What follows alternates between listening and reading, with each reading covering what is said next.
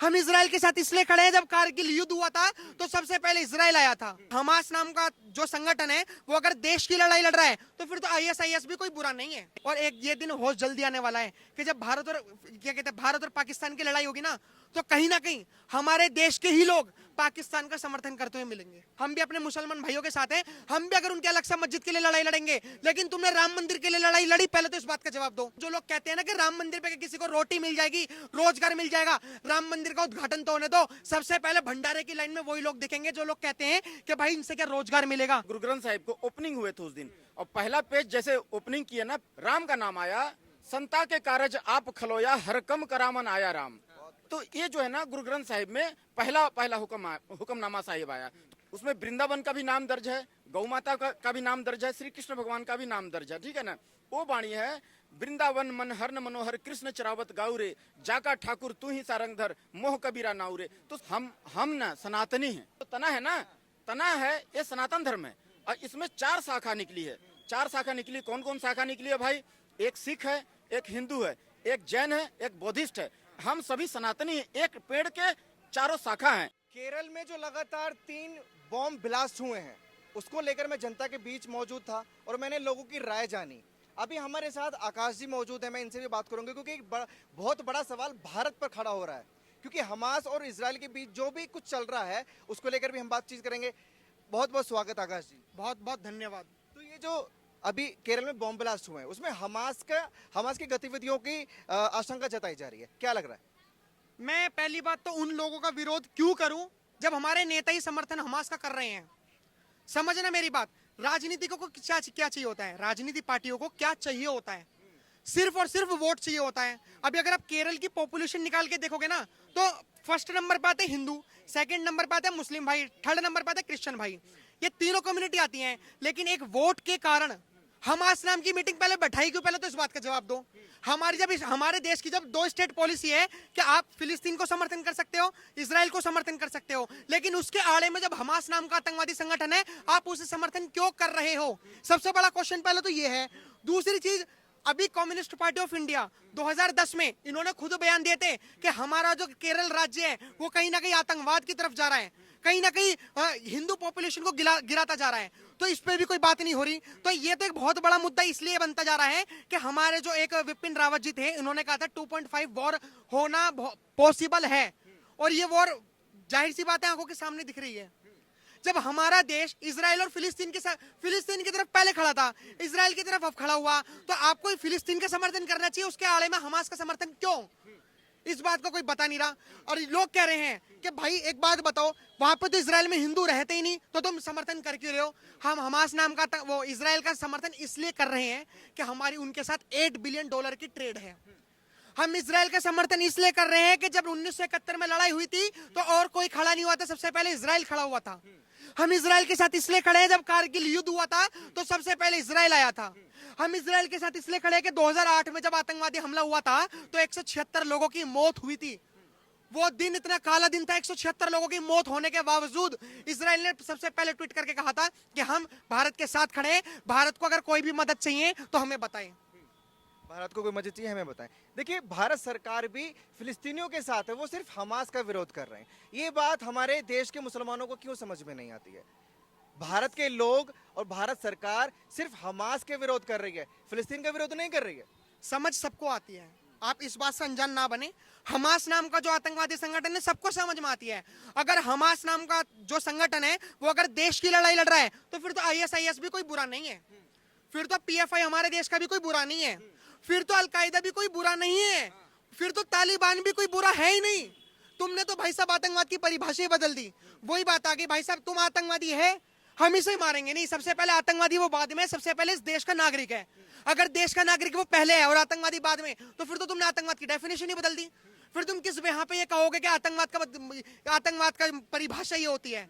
तो ये बहुत दुख की बात। और एक बात याद रखना हमेशा, अगर आज लोग मजहब के नाम पे खड़े हो रहे हैं ना आतंकवादी संगठन के लिए, तो कल अगर पाकिस्तान और हम भारत की लड़ाई हुई ना, तो इस पे आश्चर्य बिल्कुल मत करना कि ये लोग जो हमारे भारत में सपोर्ट करेंगे। और एक ये दिन बहुत जल्दी आने वाला है कि जब भारत और क्या कहते हैं भारत और पाकिस्तान की लड़ाई होगी ना, तो कहीं ना कहीं हमारे देश के ही लोग पाकिस्तान का समर्थन करते हुए मिलेंगे। पाकिस्तान का समर्थन करेंगे, बहुत अच्छी बात बोली है। देखिए कांग्रेस पार्टी ने जब इस हमास की और इसराइल की जंग की शुरुआत हुई थी तब भी कोई टिप्पणी नहीं की थी, सिर्फ युद्ध को रोकने की बात उन्होंने की थी।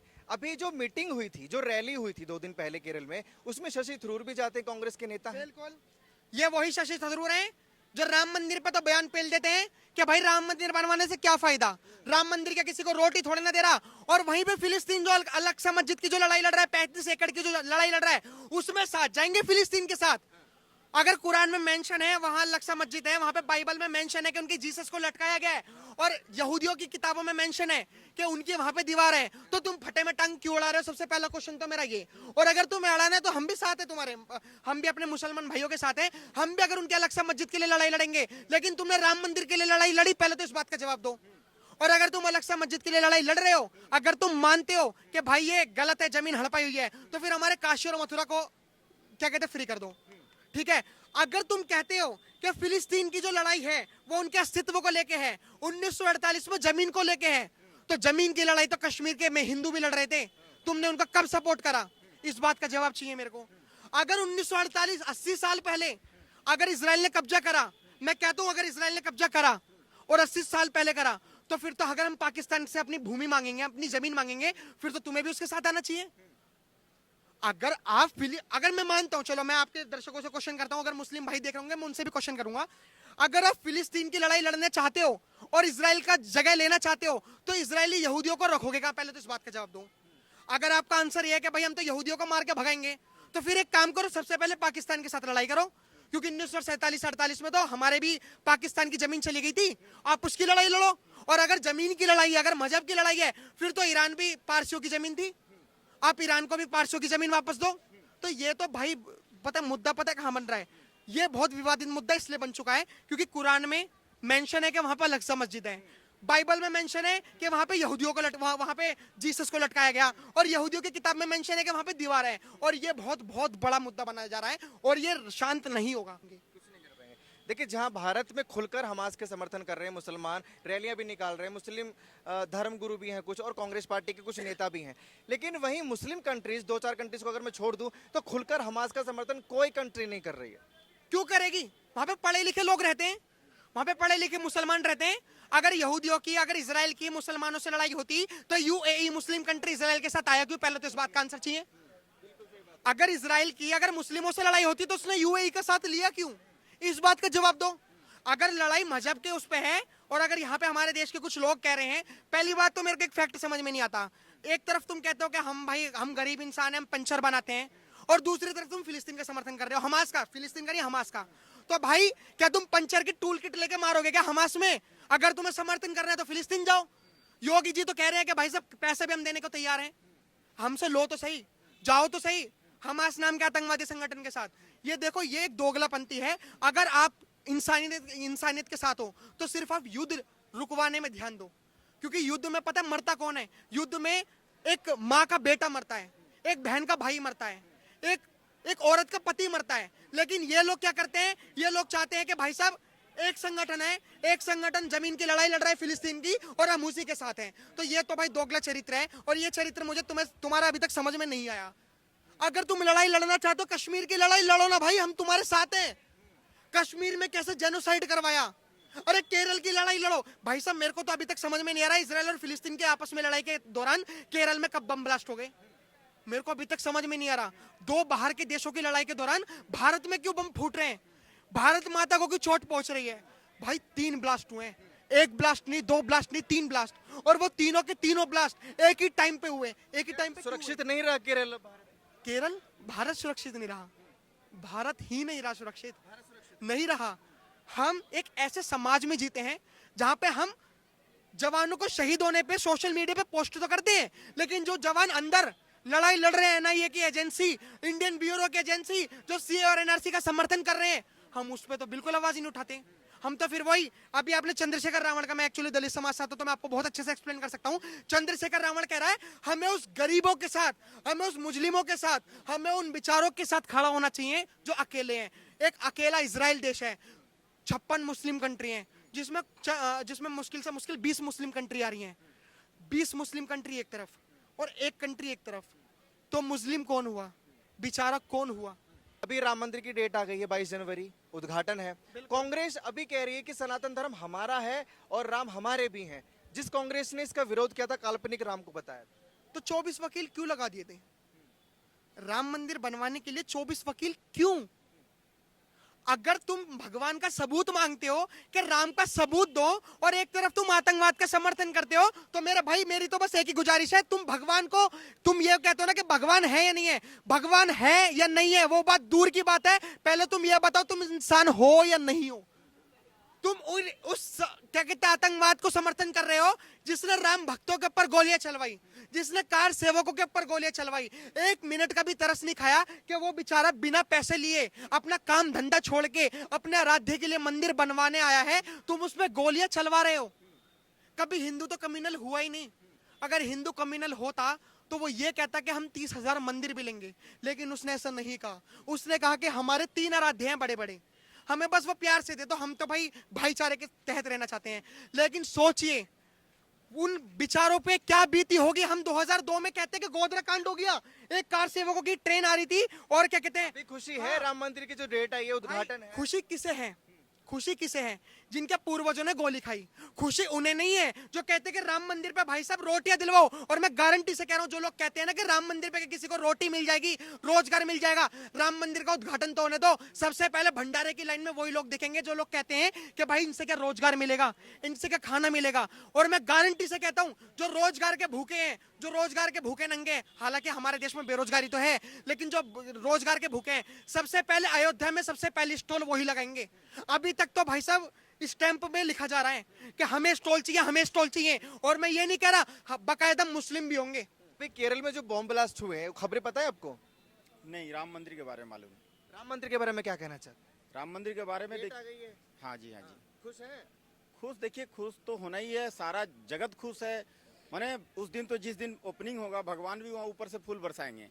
देखिए राम को ना सबको ही मानता है, ठीक है ना, हम लोग भी मानते हैं, सिख कम्युनिटी भी मानती है राम जी को। बिल्कुल। क्योंकि देखिए 2533 बार ना श्री राम प्रभु का नाम दर्ज है गुरु ग्रंथ साहिब में, जिसको कोई हम लोग दिन रात मत्था टेकते हैं, पहली बात।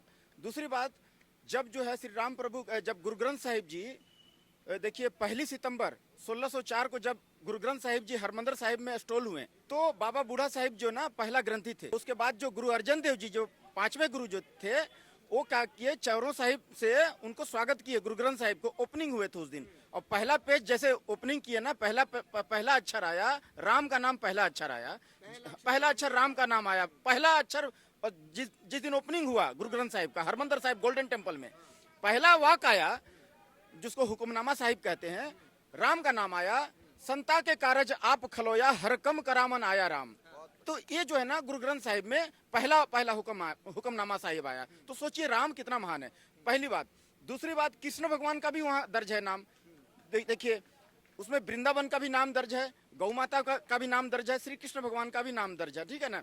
वो वाणी है, वृंदावन मन हर न मनोहर, कृष्ण चरावत गाउरे, जाका ठाकुर तू ही सारंगधर, मोह कबीरा नाउरे। तो श्री कृष्ण भगवान भी, वृंदावन भी, गौ माता भी, जिसको कि हम लोग दिन रात मत्था टेकते हैं। हर श्रद्धालु जो है ना अपना अपना गुरु ग्रंथ साहिब को, वही गुरु है हमारे, वही भगवान है हमारे, तो उनको मत्था टेकते हैं। तो रामायण के बारे में, अयोध्या के बारे में, राम जी के बारे में, कृष्ण जी के बारे में, आप एक सिख कम्युनिटी से बिलोंग करते हैं, तो मतलब ये चीजें कैसे मालूम चली आपको? इतना मतलब प्रेम कैसे हिंदू धर्म से? देखिए हम ना सनातनी हैं। सबसे पहली बात तो है ना, कांग्रेस हमको तोड़ा, 70 साल से राज किया, 70 साल का कूड़ा मोदी सरकार अभी साफ कर रही है भारत का। देखिए एक कंप्यूटर को अगर फॉर्मेट करते हैं ना तो घंटों लगती है, ये पूरा देश जो है ना ये फॉर्मेट हो रहा है, ठीक है ना। तो उसको उसमें टाइमिंग लगती है हर चीज में। देखिए कोई भी बच्चा अगर 9 महीना बाद ना दौड़ने नहीं लगता है, 9 महीना के बाद बच्चा पैदा लेता है तो पैदा लेते के साथ दौड़ने नहीं लगता है, उसमें टाइम लगती है। तो पूरा देश का वायरस जो है ना वो वाश करने का काम चल रहा है नरेंद्र मोदी सरकार द्वारा। नरेंद्र मोदी की सरकार एक साफ सुथरा और महान माने छवि का माने प्रधानमंत्री हमारे, और उनमें कोई दाग नहीं है। वो 24 कैरेट एकदम खारा सोना है। उनको आंख मुंद करके हम लोग वोट देंगे और जिताएंगे, और 400 प्लस बहुमत से उनको जिताएंगे आने वाला। नहीं, मैं बोल रहा हूँ वायरस यहाँ का जितना चोर भ्रष्टाचारी जिसको बोल रहा है ना, उनको बोल रहा हूँ जितना चोर भ्रष्टाचारी, उनका जड़ में तेजाब डाल दिए हैं मोदी साहब। जिससे कि देश का गद्दार बिलबिला के निकल रहा है। हर तरह का गद्दार मिल जाएंगे, सांप, कनखजूरा, तेलचट्टा, बिच्छू, कनगोजर, हर तरह हर डिजाइन का सारे मिल जाएंगे। वो बिलबिला के दम देश से दम निकल रहे हैं गद्दार एकदम, ठीक है ना। ये मोदी सरकार कर दिए हैं। तो वो जो है ना, हम मोदी सरकार को इसलिए हम चाहते हैं कि उनमें किसी प्रकार का कोई दाग नहीं, खारा सोना है, उनको आंख मूंद करके भरोसा करने का है। तो मैं कहता हूं कि सनातन धर्म जो है, मैं आगे बोल रहा हूं, आप जो बोले, मैं क्वेश्चन किया कि सब धर्म का नॉलेज, सनातन धर्म ऐसा है ना कि हम सनातनी हैं। सबसे पहले तो आपको यह समझना होगा कि हम सनातनी हैं, ठीक है ना। ये पेड़ देख रहे हैं ना, पेड़ का जो तना है ना, तना है, ये सनातन धर्म है। और इसमें 4 शाखा निकली है। 4 शाखा निकली, कौन कौन शाखा निकली है भाई? एक सिख है, एक हिंदू है, एक जैन है, एक बौद्धिस्ट है। हम सभी सनातनी हैं, एक पेड़ के 4 शाखा हैं, तो हमें कोई तोड़ नहीं सकता। तो पंजाब में सिख लोग जो है वो खालिस्तान की बड़ी मांग करते हैं, वो मोदी सरकार का विरोध करते हैं। देखिए, सबसे पहली बात तो है, मैं उड़ीसा में रहता हूँ, मैं पंजाब में नहीं रहता हूँ, ठीक है ना। तो ये जो आप बोल रहे हैं खालिस्तान, तो खालिस्तान ऐसा कुछ नहीं है, सिर्फ हवा है, सिर्फ हवा, समझते हैं ना।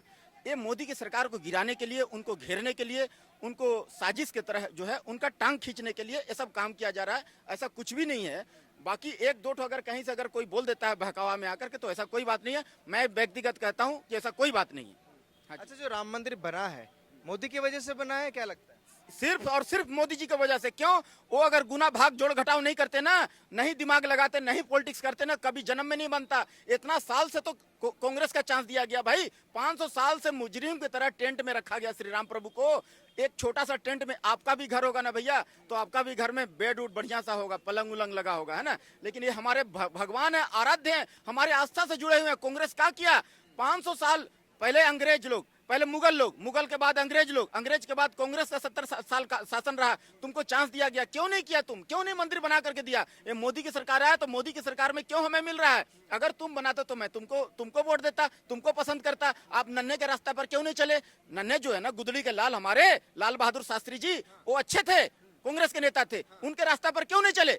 वो जो है ना, एक बार में डंका बजा दिया था अपना यहाँ भारत का शौर्य का पाकिस्तान में। तो वो गुदड़ी के लाल थे, नन्हे लाल बहादुर शास्त्री जी, तो उनके रास्ता पर चलता तो मैं तुम्हें पसंद करता भाई। तो नरेंद्र मोदी की सरकार आई है आज, सबसे ईमानदार और जो देशभक्त राष्ट्रवादी, तो हम उनको समर्थन करते हैं।